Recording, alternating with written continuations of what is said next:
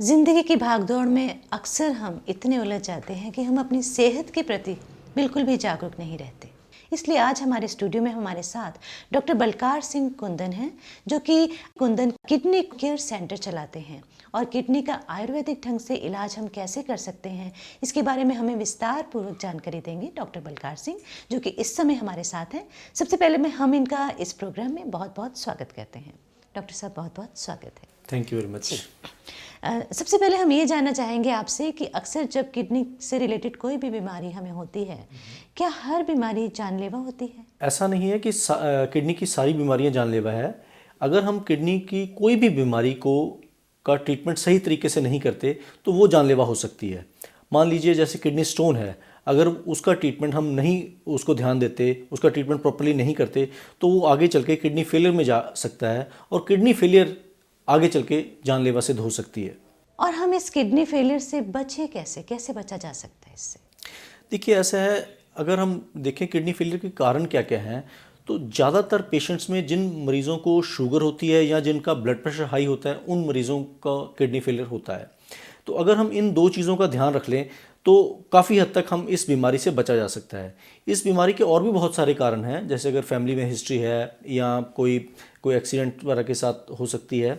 लेकिन मेन अगर हम ब्लड प्रेशर और शुगर को ध्यान में रखें, इसको प्रॉपर्ली नॉर्मल रखें, तो इस बीमारी से काफ़ी हद तक हम बच सकते हैं। डॉक्टर साहब, अगर हम कुंदन किडनी केयर सेंटर की बात करें, क्या ये पूरी तरह से आयुर्वेदिक है या एलोपैथी ट्रीटमेंट भी यूज़ किया जाता है? देखिए, हम अपनी तरफ से जो भी मेडिसिन देते हैं वो टोटली आयुर्वेदिक है। आयुर्वेदिक में भी दो पार्ट्स आ जाते हैं। एक तो हो जाते हैं कि प्लांट बेस्ड मेडिसिन और दूसरियाँ रस औषधियाँ जिसको हम बताते हैं। रस औषधियों में मेटल्स वगैरह यूज़ करते हैं, लेकिन हम अपने सेंटर में सिर्फ प्लांट बेस्ड मेडिसिन ही यूज़ करते हैं और कोई भी मेटल्स वगैरह हमारी दवाइयों में नहीं होता है। और उसके साथ में जो एलोपैथी ऑलरेडी एडवाइज होती हैं उनको हम कंटिन्यू करने के लिए एडवाइस करते हैं। हम अपनी तरफ से कोई भी एलोपैथी मेडिसिन नहीं देते हैं जी। और अक्सर जब भी किसी पेशेंट को किडनी की कोई प्रॉब्लम होती है, एकदम जैसे उसे पता चलता है कि उसकी किडनी फेल हो चुकी हैं, इसके सिम्टम्स क्या है? देखिए ऐसा है कि किडनी फेलियर की 5 स्टेजेस होती हैं। ऐसा देखने में आया है कि कई बार तो स्टेज 4 तक, इवन स्टेज 5 तक भी सिम्टम्स अपीयर नहीं होते।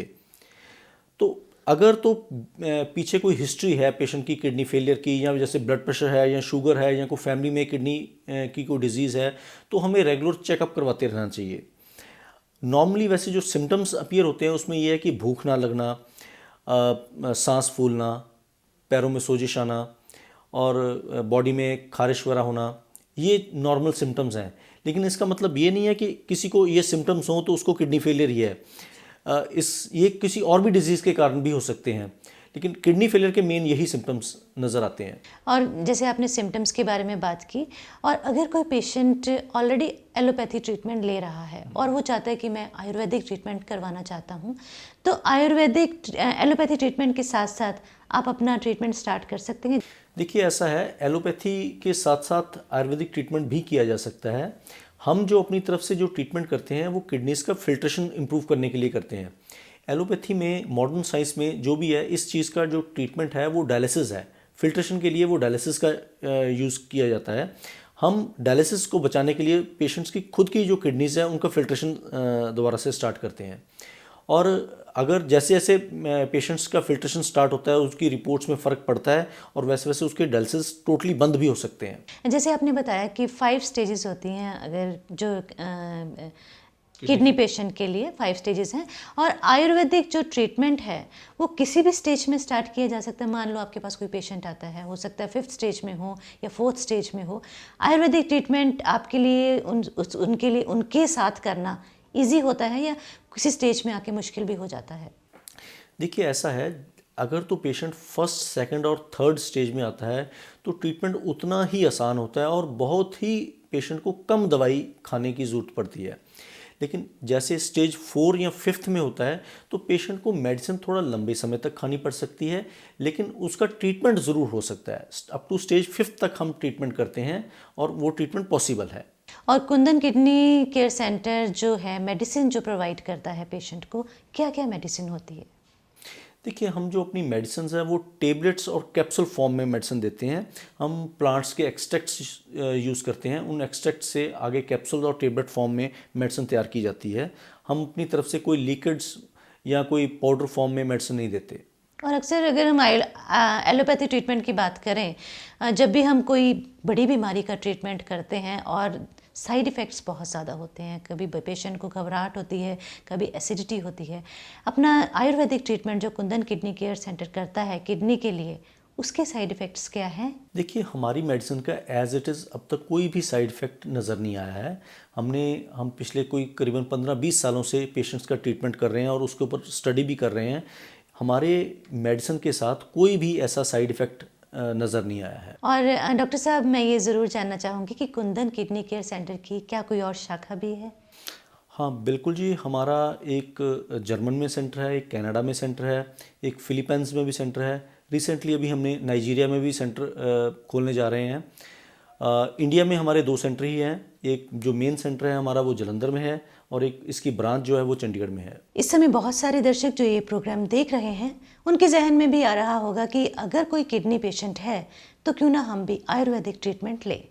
डॉक्टर साहब, अगर कोई पेशेंट है जो आपके हॉस्पिटल से काफ़ी दूर है, आउट ऑफ सिटी है, क्या वो वहाँ बैठ के आपका ट्रीटमेंट ले सकता है? आप मेडिसिन आपकी ले सकते हैं या उसे यहाँ पहले आना पड़ेगा, एक बार चेकअप करवाना पड़ेगा, कुछ टेस्ट करवाने पड़ेंगे? देखिए, ऐसा है, हमारा जो ट्रीटमेंट है वो कहीं पे भी बैठ के लिया जा सकता है, लेकिन उसके लिए हमें पेशेंट्स की रिपोर्ट्स देखना बहुत ज़रूरी है। कुछ एक क्वेश्चंस हैं जो हम पेशेंट से पूछते हैं और मेन पेशेंट्स की रिपोर्ट्स देखना बहुत ज़रूरी है। उसके लिए पेशेंट हमें फैक्स कर सकता है, हमें ईमेल कर सकता है या बाय कुरियर भी अपनी रिपोर्ट्स यहाँ पे हमें भेज सकता है। सो उसको देख के हमारे डॉक्टर्स जो हैं वो सारा केस एक्सेस करके उनको एडवाइस किया जा सकता है कि किस तरीके से आगे फर्दर ट्रीटमेंट होगा। और डॉक्टर साहब, जब किसी पेशेंट को पता चलता है कि उसकी किडनीज फेल हो चुकी हैं, उस समय उसे किन किन बातों का खास ध्यान रखना चाहिए? देखिए, एक तो मेरे हिसाब से उसको अपना ब्लड प्रेशर, ब्लड शुगर और सारे जो इन्वेस्टिगेशंस हैं उनको टाइम पर करवाने चाहिए, जिससे उसको अपनी प्रोग्रेस के बारे में पता चलता रहे कि क्या प्रोग्रेस हो रही है। और एक मैं ये भी एडवाइस करना चाहता हूँ कि जब भी वो डॉक्टर के पास जाएं तो अपना पहले होमवर्क करके जाएं कि क्या क्या मैंने डॉक्टर से पूछना है। कई बार क्या होता है कि पेशेंट डॉक्टर के पास चला जाता है और कई बार माइंड में चीज़ें रहती नहीं कि मैंने क्या क्या पूछना है। जब बाहर निकलता है फिर याद आता है कि हाँ भाई ये चीज़ें मैंने पूछनी रह गई मेरे से। तो पूरा होमवर्क करके जाना चाहिए कि ये मेरे को प्रॉब्लम्स हैं, इन चीज़ों के बारे में मैं पूछना है मैंने। और तीसरा ये है कि मैं समझता हूँ कि पेशेंट को अपने ऊपर प्रॉपर फेथ होना चाहिए कि मैं ठीक हो सकता हूँ। अगर ये एटीट्यूड रहेगा तो डेफिनेटली पेशेंट को किसी भी मेडिसिन से रिस्पॉन्स मिलेगा। मेडिसिन की बात तो हमने की डॉक्टर साहब, और जब किडनी फेलियर होता है उसके लिए टेस्ट कौन कौन से ज़रूरी है? देखिए, किडनी फेलियर के लिए जैसे HB हो गया, ब्लड यूरिया हो गया, सीरम क्रेटिनिन हो गया और इलेक्ट्रोलाइट्स हो गए, ये टेस्ट जो है वो पेशेंट को करवाते रहना चाहिए, जिससे उसको सारी जानकारी मिलती रहेगी कि उसकी किडनी किस तरीके से फंक्शन कर रही है। डॉक्टर साहब, अक्सर अगर हम किडनी पेशेंट के बारे में बात करें, अगर वो एलोपैथी ट्रीटमेंट ले रहा है, मॉडर्न मेडिसिन खा रहा है, और जब वो डॉक्टर्स के पास जाकर कोई ऑल्टरनेटिव ट्रीटमेंट लेने की बात करता है तो डॉक्टर्स उसको डिस्करेज कर देते हैं। इसके बारे में आपकी क्या राय है? देखिए, ये बड़ा इंपॉर्टेंट क्वेश्चन है। आई थिंक जिन डॉक्टर्स को ऑल्टरनेटिव ट्रीटमेंट के बारे में कोई जानकारी नहीं है वही इस तरीके से पॉइंट ऑफ व्यू अपना देते हैं। अब अगर हम देखें, बनारस हिंदू यूनिवर्सिटी को ले लीजिए, वहाँ पे आयुर्वेदिक कॉलेज और एलोपैथिक कॉलेज इकट्ठा है और वहाँ के जो ग्रेजुएट्स हैं या पोस्ट ग्रेजुएट्स हैं उनका एक अलग पॉइंट ऑफ व्यू है और वो एक दूसरे से मिलके चलते हैं। दे नो देयर लिमिटेशंस, उनको पता है कि एलोपैथी में क्या क्या लिमिटेशंस हैं, आयुर्वेदिक में क्या क्या लिमिटेशंस हैं। आई थिंक पेशेंट की जो रिकवरी है वो ज़्यादा इम्पॉर्टेंट है, ना कि पैथी इम्पॉर्टेंट होना। मेरे ख्याल से जो हमारे साथ के जो एलोपैथी वाले डॉक्टर्स हैं उनको भी अपना पॉइंट ऑफ व्यू थोड़ा ब्रॉड रखना चाहिए, जिससे कि पेशेंट को ज़्यादा फ़ायदा हो। डॉक्टर कुंदन, आज आप हमारे प्रोग्राम में शामिल हुए, हमें और हमारे दर्शकों को कि किडनी की कोई भी बीमारी जो है उसका हम आयुर्वेदिक ढंग से भी ट्रीटमेंट कर सकते हैं बिना डायलिसिस के। आप हमारे स्टूडियो में आए, हमें इसके बारे में बहुत ही विस्तार पूर्वक जानकारी दी। आपका बहुत बहुत शुक्रिया। Thank you very much. शुक्रिया। शुक्रिया। अभी हमने डॉक्टर बलकार सिंह कुंदन जी से आयुर्वेदिक ढंग से किडनी के ट्रीटमेंट के बारे में बहुत ही विस्तारपूर्वक जानकारी प्राप्त की कि किडनी के साथ कौन कौन सी बीमारियां हैं, कैसे प्रिकॉशंस लेने चाहिए, क्या क्या ट्रीटमेंट है। और अब हमारे साथ हैं डॉक्टर गगन, जो हमें बताएंगे कि किडनी की बीमारियों से बचने के लिए हमें क्या क्या करना चाहिए। डॉक्टर गगन, बहुत बहुत स्वागत है। जैसे कि मैंने अपने दर्शकों से बताया कि आज आप हमें बताएंगी कि अगर हम किडनी की बीमारियों से बचना चाहते हैं तो उसके लिए हमें क्या क्या करना चाहिए। First of all thank you so much. मैं अपने दर्शकों को 3 कीवर्ड्स बताना चाहती हूँ हेल्दी लाइफस्टाइल अपनाने के लिए। First, proper exercise, proper food and proper lifestyle. ये तीनों चीज़ें अगर प्रॉपर वे में बैलेंस्ड में होंगी तो वो अच्छी तरह अपना लाइफस्टाइल बिता सकेंगे। कुछ एक पॉइंट्स मैं बताना चाहती हूँ कि जो दर्शक अपनाएंगे तो वो अच्छे तरीके से अपनी लाइफ और अपनी सेहत को ध्यान में रखते हुए पूरी अच्छी लाइफ बिता सकेंगे।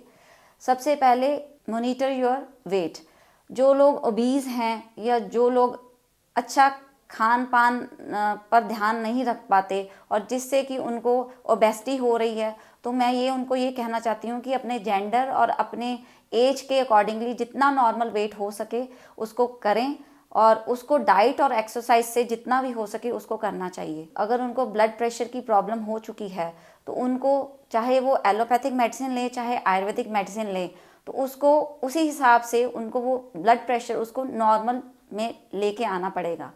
और तीसरी बात, अगर पेशेंट को डायबिटीज़ हो चुकी है उसके लिए ये कहूँगी चाहे आयुर्वेदिक मेडिसिन हो चाहे एलोपैथिक मेडिसिन हो, उनको फिर अपना जो डायबिटीज़ शुगर लेवल उसको मॉनिटर करना पड़ेगा और उसको नॉर्मल लाना पड़ेगा।